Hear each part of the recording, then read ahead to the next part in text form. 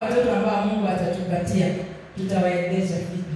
Ama labda wewe unasema sina watoto, lakini katika maisha yako kuna mambo tunaangalia ya kuweka watoto wakfu. Utaona uone hiki kimeniadhiri mpaka mahali nimefika, kwa sababu labda nikiwa mdogo sikuwekwa wakfu kwa njia iliyo sawa. Kwa hivyo tunapoangalia hili somo linatufaa wote, ambao tuna watoto na ambao hatuna, linatusaidia. Bwana asifiwe. Kuweka watoto wakfu ama kumweka mtoto wakfu ni kuchukua mtoto aliyezaliwa, mtoto mdogo ama mtoto ambaye hajawahi wekwa wakfu na kumpeleka kanisani akapate baraka kutoka kwa kuhani ama kutoka kwa mchungaji. Kwa hivyo ni kuchukua mtoto mchanga ambaye amezaliwa ama mtoto ambaye hajawahi wekwa wakfu, unampeleka kanisani, anabarikiwa na mchungaji. Bwana asifiwe. Tutasoma katika kitabu cha Luka, tuone na mfano wa mtoto ambaye aliwekwa wakfu ili tukaweza kulipima na maandiko pia. Kitabu cha Luka mtakatifu mlango wa 2 na mstari wa 22. Luka 2 mstari wa 22. Tumesema kuweka mtoto wakfu ni kuchukua huyo mtoto kama umebarikiwa, umejifungua mtoto, wakati umepata nguvu kupeleke kanisani, akaweza kupokelewa na mchungaji, akaweza kupata baraka. Tutaenda kuona faida zake na hasara ambazo zinaweza pata mtoto kwa kukosa kuwekwa wakfu. Katika kitabu cha Luka tutaongea habari ya Yesu. Kwa mstari wa 22 anasema, kisha zilipotimia siku za kutakasika kwao kama ilivyo torati ya Musa, walikwenda naye hata Yerusalemu wamweke kwa Bwana. 23. Kama ilivyoandikwa katika sheria ya Bwana, kila mtoto mwanaume aliyekifungua mimba ya mamaye na aitwe mtakatifu kwa Bwana. Wakatoe na sadaka kama ilivyonenwa katika sheria ya Bwana, huwa wawili au makinda ya jiwa wawili. 25. Na tazama, pale Yerusalemu palikuwa na mtu jina lake Simeoni, naye ni mtu mwenye haki, mcha Mungu, akitarajia faraja ya Israeli, na Roho Mtakatifu alikuwa juu yake. Sasa hapo wamefika kwenye hekalu, wamepata mtu ambaye anawakilisha kuhani, mzee ambaye anaitwa Simoni, aliyekuwa katika hekalu. Na huyo mzee naye alikuwa ameonywa na Roho Mtakatifu ya kuwa hataona mauti kabla ya kumwona Kristo wa Bwana. Basi akaja hekaluni ameongozwa na Roho. Na wale wazazi walipomleta mtoto Yesu ndani ili wamfanyie kama ilivyokuwa desturi ya sheria, yeye mwenyewe alimpokea mikononi mwake, akamshukuru Mungu akisema, sasa Bwana, mruhusu mtumishi wako kwa amani kama ulivyosema, kwa kuwa macho yangu yameuona wokovu wako uliouweka tayari machoni pa watu wako, nuru ya kuwa mpaka wa mataifa na kuwa utukufu wa watu wako Israeli. Na babaye na mamaye walikuwa wakiyastaajabia hayo yaliyonenwa juu yake. Simoni akawabariki, akamwambia Mariamu mama yake, tazama, huyu amewekwa kuwa kwa kuanguka na kuinuka wengi wa Israeli, na kuwa ishara itakayonenewa. Bwana asifiwe. Hao ni wazazi wa Yesu, wamempeleka kanisani. Na tunaona vile waliingia kanisani, wakabeba mtoto wao, wakapata yule Simoni ambaye anawakilisha mchungaji. akapokea yule mtoto mikononi mwake. Na Biblia inasema ya kuwa wanapoleta huyu mtoto walikuwa pia na sadaka mikononi. Kwa hivyo hawakumleta tu hivi hivi, walikuwa na sadaka mikononi, wanampeana kwa kuhani. Kuhani naye anapokea yule mtoto, anambariki, na wakati ananena maneno juu ya huyu mtoto, wazazi pia wanafunguka macho, wanaona yani wanastaajabu, kwa sababu kuna maneno ambayo kuhani anatamka, labda hawakuwa wameyaona hivyo, lakini anatamkia huyu mtoto baraka, na pia anawafunua macho kuona ni mtoto wa aina gani waliye naye. Alafu Biblia inasema akambariki yule mtoto. Bwana asifiwe. Kwa hivyo tunasema tunamleta mtoto wetu kanisani, mtoto ambaye ni mchanga, mtoto ambaye hajawahi wekwa wakfu. Anapokuja kanisani, anachokipata ni kuwa anakutana na kuhani ambaye ni mchungaji. Biblia inasema ya kuwa mchungaji ni zawadi kutoka kwa Mungu kwa sababu ya kanisa. Na hivyo mchungaji kuna mamlaka ambayo amewekewa juu yake na Mungu, ambayo wewe mshirika wa kawaida ama wewe mzazi wa kawaida haujawekewa. Kwa hivyo kuna vita ambayo mchungaji anaweza pigana kulingana na uwezo aliyopewa, ambayo wewe mzazi huenda hautaweza kuzishinda. Kwa hivyo jambo la kwanza, ili mlete mtoto, lazima ukuwe na imani na mchungaji wako. Bwana asifiwe. Usiwe tu ni mahali popote umetembea kule vijijini, ama umetembea kwa rafiki yako, mkaenda kanisani, ukapata mchungaji anaweka mtoto wakfu, ukakimbiza mtoto wako. Anawekewa wakfu na mchungaji ambaye uko na imani kwake. Bwana asifiwe. Huyo ndiye aliyepewa mamlaka. Huyo ndiye aliyepewa mamlaka na Mungu juu ya maisha yako. Nilikuwa naangalia maisha ya Mariam ambaye alimzaa Yesu. Angejipima akiona yeye ni kama, yani vile siku hizi tunamuita ndiye mama wa Mungu. Angejipima aone yeye atako zaidi ya huyu mzee, huyu kuhani mzee ambaye ameishi kanisani. Angejipima aone ni kama yeye hata ako na nguvu zaidi.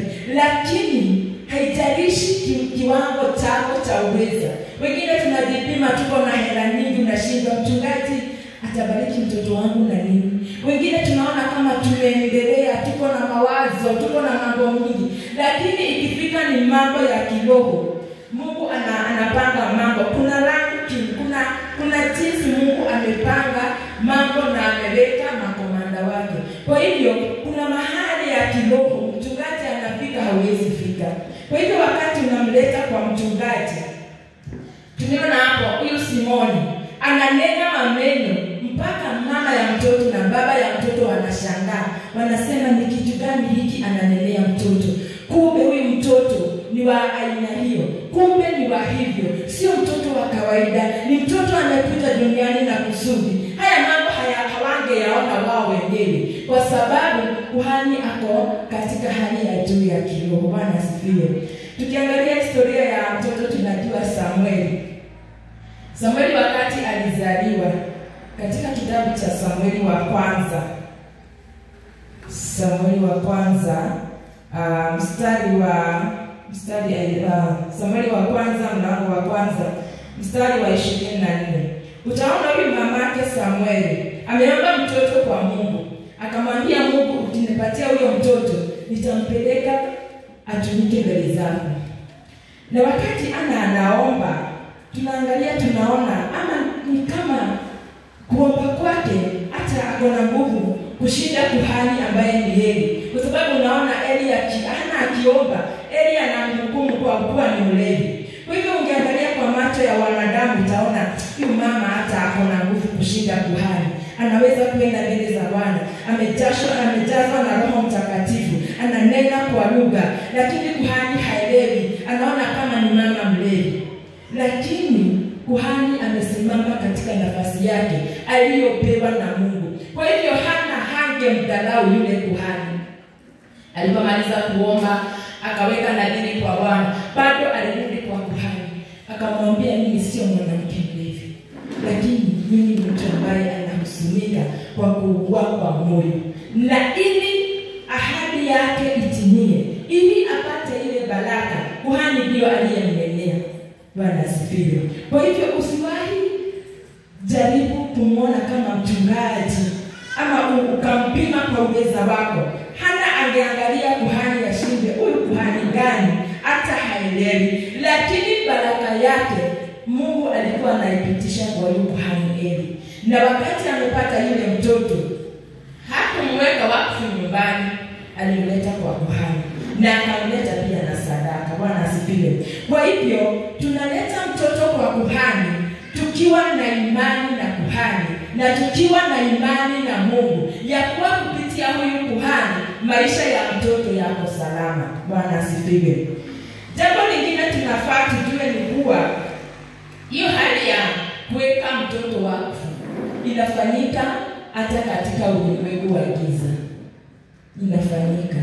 Kuna watu wanapeleka kwa waganga, anaenda anafungwa hilisi mkononi, wengine kwa kiuno. Hiyo yote ni njia ya kumweka mtoto wakfu, lakini aliwekewa wapi? Wengine wanaenda anachanjwa, sijui anachanjwa, anawekwa dawa, ati amewekewa ulinzi. Bwana asifiwe. Sababu ya kumleta mtoto awekwe wakfu kanisani ni kwa sababu una imani na Mungu na unataka huyu mtoto apate ulinzi dhidi ya nguvu za giza. Wakati anapelekwa kule kwa mganga, anatiliwa na mganga, ni kuwa anatenganishwa na ufalme wa Mungu, anawekwa kwa madhabahu ya kishetani. Kwa hivyo anafunguliwa mlango. Huyu mtoto anaweza pagawa kwa sababu alipochanjwa akawekwa madawa ya mganga, alifungua mlango kwa mapepo. Bwana asifiwe. Kwa hivyo wakati unampeleka mahali pasipo pasawa, huyo mtoto unamexpose ama unamweka wazi kwa nguvu za giza. Kwa hivyo ni wewe mzazi uamue, wa kwangu na muunganisha na ulimwengu wa kiroho, na muunganisha na ulimwengu wa kiroho wa Mungu ama wa shetani. Ni uamuzi wa mzazi. Bwana asifiwe. Na mambo mengi ama laana nyingi ambazo tunaishi nazo zilitokana na mahali tulipelekwa. Wakati ulipokuwa mchanga, mama alikupeleka wapi? Wakati aliita sijui kina bibi waje wakubariki, walikushikamanisha na ulimwengu gani? Walikushikamanisha na kiroho cha aina gani? Bwana asifiwe. Kwa hivyo tunafaa tuwe waangalifu sana.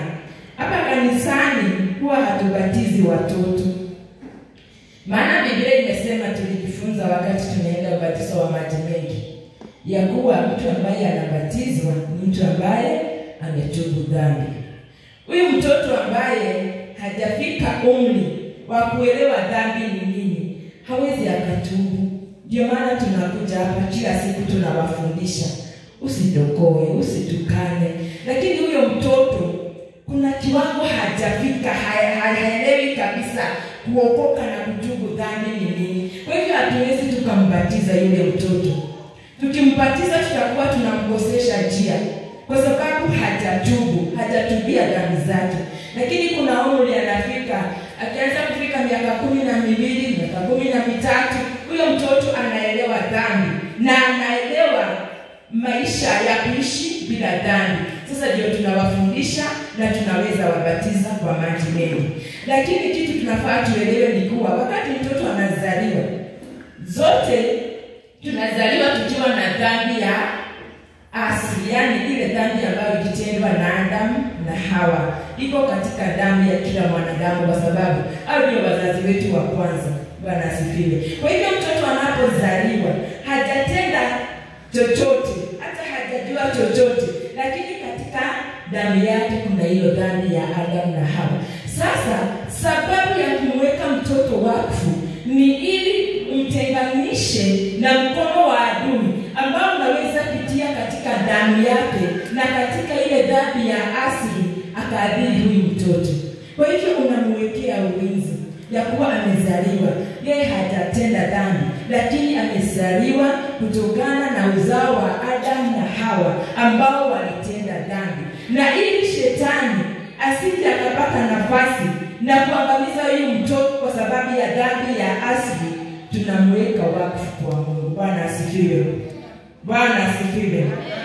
Kwa hivyo tunaweka watoto wakfu kwa Mungu ili tunyime shetani nafasi ya kushambulia maisha yao, na tufungue mlango kwa Roho wa Mungu kuwalinda watoto wetu. Bwana asifiwe. Kwa hivyo kitu ambacho tutahitaji wakati tunaleta watoto wetu wawekwe wakfu ni kuwa kunahitajika mzazi ama yule ambaye ni guardian, ni mlezi wa huyo mtoto. Kuna mtoto ambaye ni yatima lakini analelewa na mjomba, analelewa na shangazi. Kuna mtoto ambaye analelewa na bibi. Mzazi ama yule ambaye ni mlezi wa huyo mtoto anahitajika akuwe pale. Kwa hivyo huwezi kaa nyumbani utume mtoto enda ukawekwe wakfu. Huwezi kaa nyumbani utume utume mfanyikazi wa ndani. Hapana, imani yako kama mzazi na hiari yako unaleta mtoto wewe mwenyewe. Tunahitaji baba na mama ya mtoto walete mtoto kwa kuhani. Yesu aliletwa na mama yake na baba yake. Kitu kinachohitajika tena ni huyu mtoto. Hatuwezi weka mtoto wakfu akiwa msoma, ati mama amekuja hapa muweke mtoto wangu wakfu sijui ako wapi. Tunahitaji mtoto yeye mwenyewe aje. Na kitu kingine ambacho tunahitaji ni kuwa tumeona pale walitoa sadaka. Tulisema sadaka inapatia madhabahu nguvu na inafanya maneno ama baraka ambazo zinatamkwa na huyu mchungaji zishike. Kwa hivyo wanakuja na sadaka. Ukiangalia hao wamama wawili, Mariamu alikuja na sadaka na Hana naye akaja na sadaka. Katika kitabu cha Walawi 12 kuna sheria ambayo ilikuwa inawaongoza jinsi ya kuleta mtoto afanyie wakfu. Wakasema ya kuwa mama anakuja na mwana kondoo na jiwa wawili. Lakini akasema mwenye hana uwezo wa kutoa mwana kondoo alikuwa pia ana sehemu, anakuweza, anatoa kile ambacho anapata. Na ndio maana tumeona Mariamu na Yusufu hawakuwa na uwezo wa kuleta mwana kondoo. Kwa hivyo Biblia inasema, acha tuangalie tuone walikuja na nini kanisa.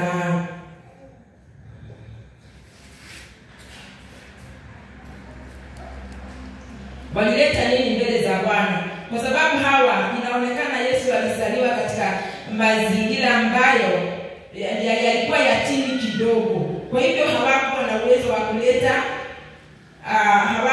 Biblia inasema katika mstari wa 24, wakatoe na sadaka kama ilivyonenwa katika sheria ya Bwana, huwa wawili au maakida ya jiwa wawili. Lakini pale mwanzo walikuwa wamesema mwana kondoo, ila kulikuwa na hicho kitengo ya kuwa kama hawatapata mwana kondoo wanakuja na huwa wawili. Bwana asifiwe.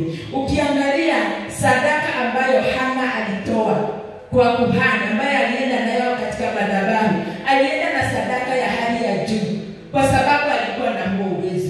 Bwana asifiwe. Kwa hivyo usiseme sitatoa sadaka kwa sababu sina, ama sitapeleka mtoto kwa sababu sina sadaka.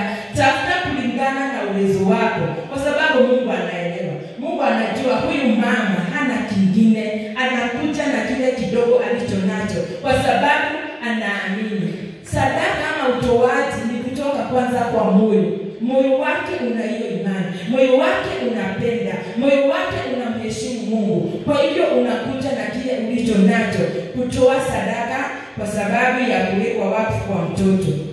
Alafu pia tumeona ya kuwa tunahitaji kuhani ambaye atawekelea huyu mtoto mikono na ambariki. Bwana Yesu asifiwe. Kwa hivyo ni vizuri tuelewe ya kuwa huwezi tumana mtoto aje awekwe mikono. Na mara nyingi utasikia mchungaji anasisitiza baba na mama wabebe mtoto, wambebe kwenye madhabahu. Ile kubeba inaonyesha imani. Ile kubeba inaonyesha hautalazimishwa, kwa sababu kuna mtu mwingine alilazimishwa. Ile kubeba inaonyesha ya kuwa wewe mwenyewe unatambua mamlaka yaliyo juu ya kuhani. Unatambua kushikanisha mtoto na madhabahu unatambua umuhimu wa mtoto kuwekwa wakfu na kumtenganisha na madhabahu ya giza. Bwana asifiwe. Baada ya kuweka mtoto wakfu, tutapata tunampatia cheti. Kile cheti kina manufaa yake, kina matumizi yake. Kwa hivyo tuna vyeti vya kwetu, tumechelewa kidogo. Asante. Bwana asifiwe. Tumeweka watoto wakfu na mchungaji anasema watapata vyeti. Kwa hivyo zikija tutawapatia, kwa sababu pia kuna mahali zitahitajika. Na pia unaweza weka sherehe kwa wale ambao wako na uwezo. Kuna wengine wakitoka kanisani wanaenda wanasherehekea. Ni vizuri unatambua ya kuwa Mungu amenipa huyu mtoto, ya kuwa huyu mtoto kuanzia leo shetani hana nguvu, hana uwezo. Tumemweka wakfu kwa Mungu. Kwa hivyo tunafurahia, tunaweza enda na kufurahia, lakini sio lazima. Umuhimu wa kuweka mtoto wakfu, jambo la kwanza ni kuwa tumeona anapata baraka kutoka kwa kuhani, anabarikiwa. Na wakati kuhani ananena maneno ni njia moja ya kuwa anatabiri maisha ya huyu mtoto. Umuhimu mwingine ni kuwa unamtenga na madhabahu ya giza. Bwana asifiwe. Unamtenga na madhabahu yote ya giza. Madhabahu ambayo sisi wenyewe tuliwekwa na wazazi wetu. Damu ambayo inatembea katika wazazi wetu na inatufikia tunapata laana. Sasa huyu mtoto tunamtenga na madhabahu. Tunamtenga na sadaka zilizotolewa na mabibi na mababu. Tunamtenga na kila laana ambayo ingempata. Kwa hivyo tunamtenga na madhabahu ya giza. Na jambo la tatu, tunamwekea ulinzi. Tunaweka uzuio. Huyo mtoto amefunikiwa na damu ya Yesu. Na jambo la nne, unasaidia huyu mtoto kukua katika mambo ya Mungu. Umemshikamanisha na ulimwengu wa kiroho, ulimwengu ambao uko sawa. Sasa unamsaidia kukua katika mambo ya Mungu. Unasaidia huyo mtoto. Hao watoto wako na vipawa mbalimbali. Usipomleta kwenye madhabahu yatakayomsaidia kukuza vipawa vyake kwa njia ya sawa, utapata baadaye watoto wetu wanatumika vibaya. Kwa sababu mwingine ako na kipawa cha uimbaji, lakini hajawahi shikamanishwa na ufalme wa Mungu aweze kuwa wa manufaa katika nyumba ya Mungu. Unapata mtoto mwingine anaenda kupiga madensi yake huko kwa kilabu, anaenda kuimba nyimbo chafu. Ni kwa sababu huyu mtoto ana kipawa ndani yake, lakini hakuna mahali alishikamanishwa na ufalme wa Mungu aweze kutumika sawa sawa. Kwa hivyo wakati tunamweka wakfu, tumsaidie mtoto. Inamsaidia kukua katika mambo ya Mungu. Inamsaidia kupenda Mungu. Inasaidia ya kuwa wakati anafunzwa neno linashika, kwa sababu tayari wewe mwenyewe umemshikanisha na ufalme wa Mungu. Bwana asifiwe. Usifurahie kukaa tu na mtoto nyumbani. Ukiweka wimbo kwa TV anaanza kudansi wimbo wowote, anaanza kuongea maneno yoyote hata huelewi. Mwishowe huyo mtoto anapotea. Ili tuweze kumlinda yule mtoto, mlete kwa madhabahu, mpeane kwa Mungu na uendeleze kufuatilia akuwe sawa sawa na mapenzi ya Mungu. Na jambo ama muhimu wa mwisho ni kuwa unahalalisha ufalme wa Mungu katika maisha ya yule mtoto. Yaani unapatia Mungu, unapatia Roho wa Bwana sehemu ya kukanyanga atetee yule mtoto. Bwana asifiwe. Hivyo akienda kuwekwa wakfu kwa uchawi na uganga, unahalalisha nguvu za giza ya kuwa mapepo yanaweza ingia huyo mtoto. Anaweza patwa na chochote kwa sababu yako pale halali. Kwa hivyo unahalalisha uwepo wa Roho Mtakatifu katika yule mtoto. Kwa Kiingereza anasema ya kuwa you give God a little cloud katika maisha yake. Yaani hiyo cloud, unampatia cloud ikiwa halali katika maisha ya yule mtoto. Kwa hivyo wakati unaona watoto wanapagawa, ni kwa sababu kuna mahali walipelekwa na shetani akafunguliwa mlango. wakati walitoa sadaka, wakati walimchanja, wakati walimfunga hiyo ilisi. Hiyo ilisi inanena mambo mingi, inavuta ufalme wa giza. Ya kuwa yule mtoto hana ulinzi juu yake. Kwa hivyo ni vizuri tupatie Mungu maisha ya watoto wetu. Alafu baada ya kumleta mtoto awekwe wakfu, tutamalizia kwa kusema hivi. Baada ya kumleta wakfu, jambo la kwanza, andika tu hapo, enda usome katika kitabu cha Kumbukumbu 6 mlango wa 6 na mstari wa 6. Anaambilia na kushauri ya kuwa mfundishe yule mtoto sheria ya Mungu, neno la Mungu. Kwa hivyo umemleta amewekwa wakfu, usimwachie mchungaji, usimwachie mwalimu wa Sunday school. Wewe kama mzazi, fuatilia huyu mtoto ajue neno. Mwalimu wa Sunday school akona yule mtoto labda lisali moja kwa wiki nzima, lakini wewe uko na yule mtoto masaa mengi. Kwa hivyo wewe ndiye mwalimu wa kwanza wa kufunza yule mtoto. Mfundishe neno la Mungu ili akue katika neno la Mungu. Jambo lingine, wakati ameshawekwa wakfu, kama vile tumeona Maria na Yusufu walirudi na mtoto wao Yesu nyumbani, na wakaendelea kumfundisha, wakaendelea kumpeleka kwenye madhabahu, wakaendelea kumlinda na kumsaidia ili yale maneno aliyonenewa yaweze kushika. Kwa hivyo mzazi, hautaatia mchungaji watoto, hautaatia mwalimu wa Sunday school. Wewe mwenyewe fuatilia, ametoka Sunday school, umefundishwa nini? Fuatilia, mfunze jinsi ya kuomba, mfunze jinsi ya kusoma Biblia. Kaeni nyumbani msome Biblia pamoja, kaeni nyumbani msifu pamoja. Hiyo inasaidia yule mtoto kuendelea kukua katika yale maneno ambayo alitamkiwa. Bwana asifiwe. Funze mtoto, wacha kufanya mambo ya ovyo mbele ya yule mtoto, kwa sababu utamchanganya. Atashindwa ni nini la kufanya, ni nini nisifanye. Mwalimu wa Sunday school ananiambia nisiongee mambo mabaya kuhusu watu wengine, lakini wakikaa pale nyumbani na mama saa zote anaongea ubaya wa mchungaji, anaongea ubaya wa mwenyekiti, anaongea ubaya wa jirani. Sasa unachanganya huyu mtoto. Kwa hivyo mfunze mambo ambayo anafaa kuyajua. Bwana asifiwe.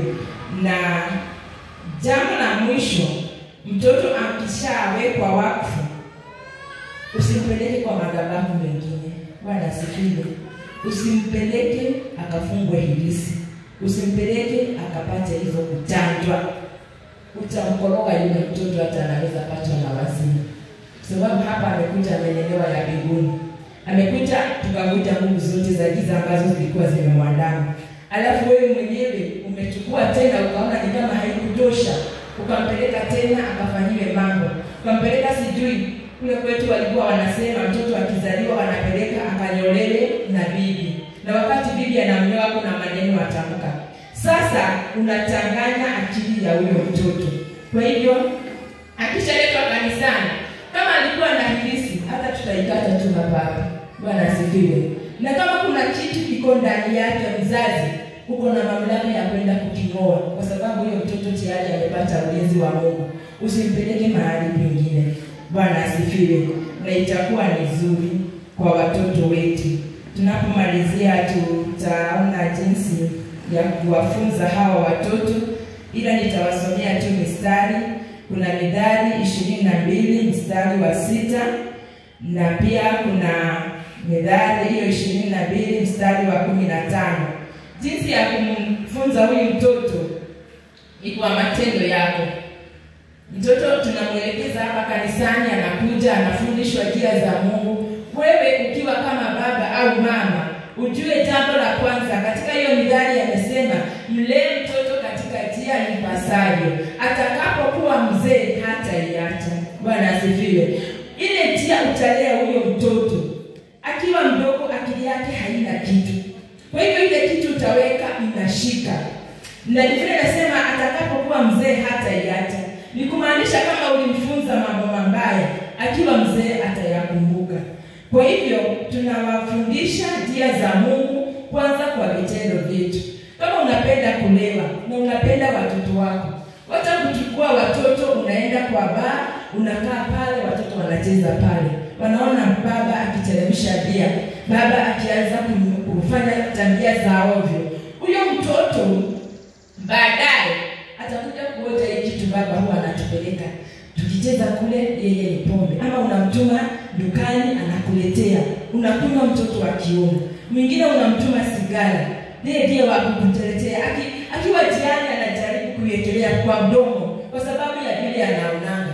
Akikiwa mkubwa atakumbuka hiyo, atakuja kuwa mvutaji wa sigara. Bwana asifiwe. Kwa hivyo tujidhabihu. Kuna mambo ambayo yanafurahisha, kuna mambo ambayo unaona kama ni mazuri. Usifanye hizo tabia mbele za watoto. Usiende mama kusema watu mbele ya watoto. Usiende kumdharau mmeo ama mkeo mbele za watoto, kwa sababu wanajifunza. Hata sema kitu, lakini wakati ataoa, alisikia baba akiita mama shetani, hata yeye ataita wake shetani. Watakuja wakuletee tetezi, lakini ni wewe uliweka hiyo mbegu. Kwa hivyo tunajidhabihu, wacha kufanya mambo ya ovyo mbele ya hao watoto. Bwana asifiwe. Jambo lingine tunafundisha watoto kwa kutumia kiboko. Sema kiboko. Sema kiboko. Najua kuna mzazi anaona ngumu kwa sababu yeye mara ya mwisho alitumia kiboko amekaa sana. Lakini Biblia katika hiyo nitasoma ninapoendelea. Biblia katika hiyo Mithali 23 mstari wa 13.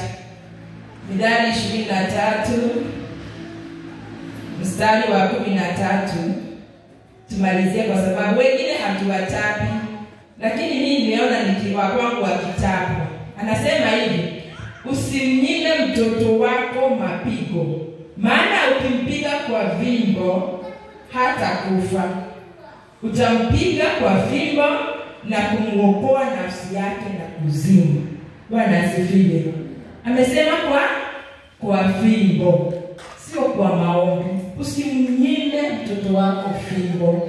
Mimi niliona mchungaji tukilea watoto wetu, sasa zingine mama kwa sababu ya ile kuzaa, kuna kiboko atachapwa uone uchungu, karibu uende kumshika mkono. Lakini nikijua ile kiboko itasaidia mtoto, ikifika ni kipindi cha kuchapa, inaondoka. Wewe chapa umalize. Kwa sababu usipochapa mtoto, amekuelezea vizuri katika mstari wa 14. Utampiga kwa fimbo na kumuokoa nafsi yake na kuzimu. Kumbe kuna watoto wanafanya vya ovyo kwa sababu tuliweka kiboko mbali. Bwana asifiwe. Mchape na hata ajue ya kuwa kuna fimbo. Kwetu kulikuwa na fimbo. Na yeye mtoto unapima ni fimbo gani? Usichukue ule mpini wa jembe ama panga ati unachapa mtoto naye. Hapana. Kwetu kulikuwa na fimbo. Na baba ameiweka mahali. Huyu mtoto akikosea, tunaingia kwa nyumba jioni, tumetulia, tunakula vizuri, hakuna fujo. Lakini mtoto anajua mahali kiboko kiko. Kwa hivyo tumemaliza kukula, mimi naenda na shughuli zangu. Baba anamwambia Timothy, nenda ulete kile kiboko. Anajua mahali kiko. Na akifikiria kukitupa, yeye atajua mahali kitatoka. Kwa hivyo akijua amefanya makosa, anakuja anakiangalia, anashindwa nikitupe ama nifanye nini, au anakiacha tu. Kwa sababu akiitishwa kikosekane, tena vita iliongezeka. Kwa hivyo amekula, ameshinda. Wewe mzazi kuwa tu na kiasi. Usichukue panga, usichukue vitu za kumrushia, usichukue mkono. Sio vita mnapigana, ati ni mabanzi, ni mateke, ni nini, ni fujo. Hapana, hata alete kile kiboko. Hata muulize unataka kiboko gapi? Wala sipiwe. Mkaji anasema tusitumie maneno. Wamama vita yetu inakuwa ya maneno. Tunatukana mtoto, unamuita majina, unamkemea, unamlaani. Hapana, chukua kiboko. Na isikuwe ni kila saa amekosea kiboko. Hapana, ili ifanye kazi, muone mara 2 mara 3, alafu mara ya 4 chukua kiboko na uchape vizuri. Huyo mtoto ataogopa kuchapa, kwa hivyo atarekebisha tabia zake. na kile kiboko kitaweka nidhamu ndani ya mtoto. Bwana asifiwe. Kwa hivyo sio kila kitu tunawaongelesha, pia kuna wale wa kuongelesha. Kakiwa kadogo wakati kananyonya, huwezi chukua kile kiboko tena. Lakini hata tu kanauma titi, unakafanya nini mama? Gonga kidogo, kajue unakuchapwa. Sio kucheka na kumrushanisha na hapana, gonga kidogo tu, katastuka. Na katajua hii nikifanya tena nitachapwa.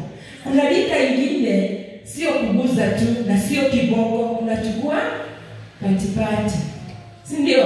Unachapa na hiyo na kanasikia uchungu. Kuna sasa inaendelea sasa, kuna wakati wa kuchukua kiboko. Na sasa kuna wakati unachukua. Naona ile ya Masai, ile inafanyanga hivi. Kuna kiwango unaiweka pale. Anajua hii nitaonyeshwa mbili. Huyo mtoto atakuwa na nidhamu. Bwana asifiwe. Lakini kuna umri anafika, huyu si wa kuchapa, kwa sababu nikimchapa labda nichukue meza nichape nayo ndio ahisi uchungu. Ama nichukue kisu nimchome.